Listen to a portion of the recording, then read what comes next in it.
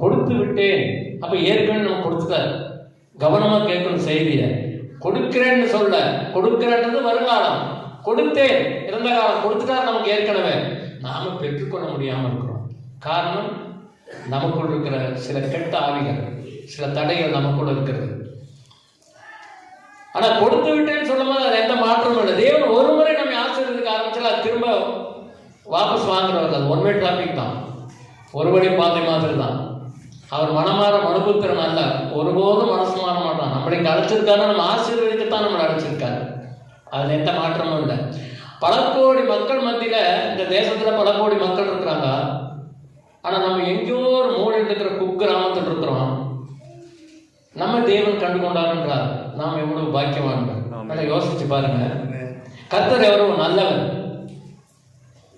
அப்படிப்பட்ட கர்த்தருக்கு நம்ம நன்றி உணர்வு உள்ளவதாக இருக்க வேண்டும் எப்பொழுதும். அது மட்டுமல்ல, விலமதிக்க முடியாத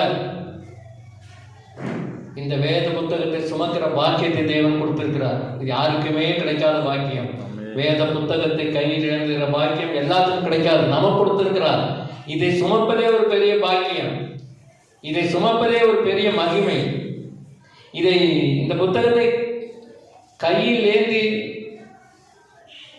எப்பொழுதுமே கையில் ஏந்தி, இதன் மீது நேசமாய் பாசமாய் அன்போடு இருக்கிற, இந்த வார்த்தையின் மீது அன்போடு இருக்கிறவர்கள் நிச்சயமாகவே பாக்கியவான்கள், அவர்கள் ஆசீர்வதிக்கப்பட்டவர்கள். ஆனால் ஒரு சிலர் சர்ச்சுக்கு வரும்போது பைபிள் எடுத்துட்டு வர்றதுல காரணம் வெட்கம்.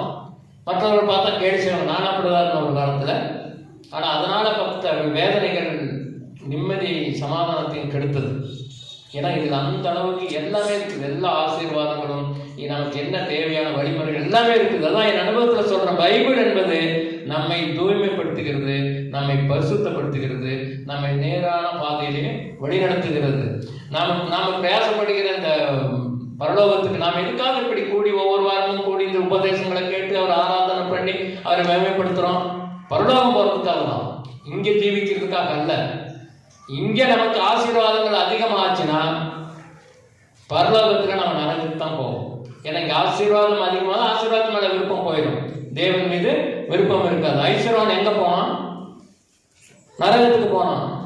ஆனா வாசப்படியில் படுத்திருந்த லாசரு, ஏழை லாசரு, ஆபிரகாம் மடியிலே அந்த பாக்கியம் கிடைத்தது. அது போலதான் நமக்கு இங்கே ஒண்ணுமே கொடுக்கலையே, இங்க அப்படி இல்லையா, நம்ம வசதியா இல்லையேன்னு நீங்க யோசிக்க வேண்டாம். நமக்கு வசதியான இடம் தேவன் வைத்திருக்கிறார்.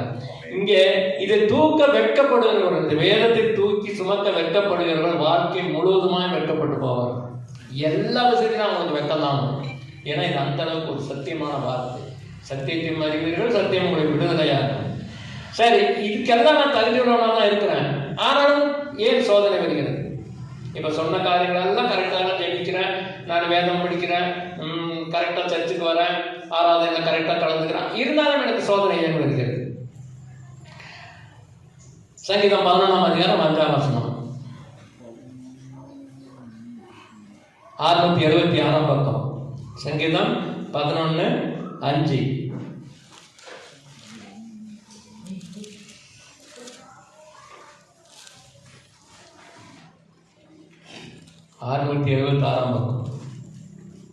கர்த்தர் நீதிமானை சோதித்தருகிறார். போதும், கர்த்தர் நீதிமானை சோதித்திருக்கிறார். மேலே என்ன கேள்வி?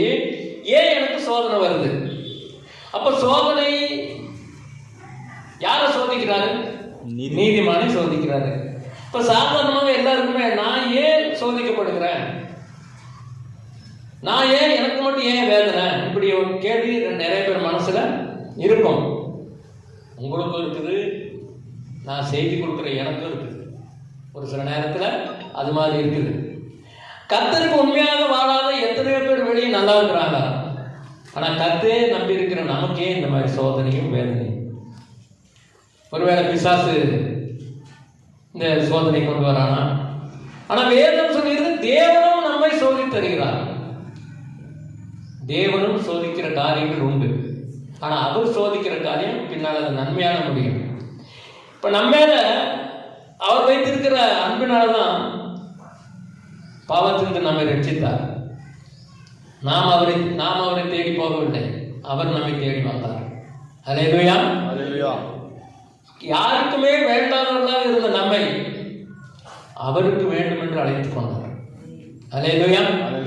இதுலேருந்தே அவருக்கு நம்மீது எவ்வளவு அன்பு வைத்திருக்கிறான்னு நல்லா புரிஞ்சுக்கலாம் இல்லையா? இப்படிப்பட்ட நிகரில்லாத அவருடைய அன்பிற்கு ஈடாக நாம் அவருக்கு என்ன செய்யணும்?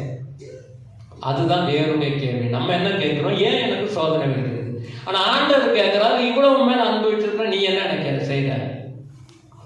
ஒழுங்காக அவரை ஆராதிக்கிறோமா? தினமும் ஜெபிக்கிறோமா? தினமும் பைபிள் வாசிக்கிறோமா? ஆராதனை நேரத்துக்கு சரியாக ஆலயத்துக்கு வரோமா? செய்தியை கவனமாக கேட்கிறோமா? ஒரு கிறிஸ்தவனுக்கு இதுதான் மெயினான பாயிண்ட். இதற்கெல்லாம் நாம் சரியான பதில் சொல்ல முடியுமா?